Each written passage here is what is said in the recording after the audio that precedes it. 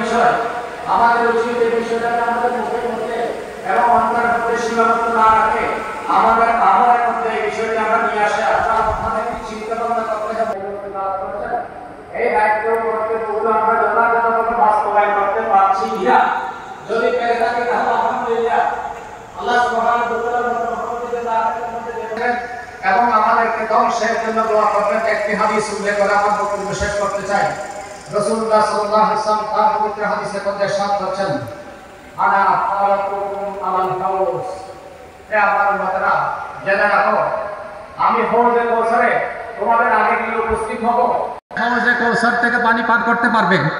ওয়া মান শারিবা লাম ইয়াসমা আবাদান, আর যে ব্যক্তি হৌজে কৌসার থেকে পানি পান করবে সে কখনো আর তৃষ্ণার্ত হবে না। লা ইয়ারিদুন্না আলাইয়া আকওয়ামুন আরিফুহুম ওয়া ইয়ারিফুনি, কিয়ামতের দিন আমার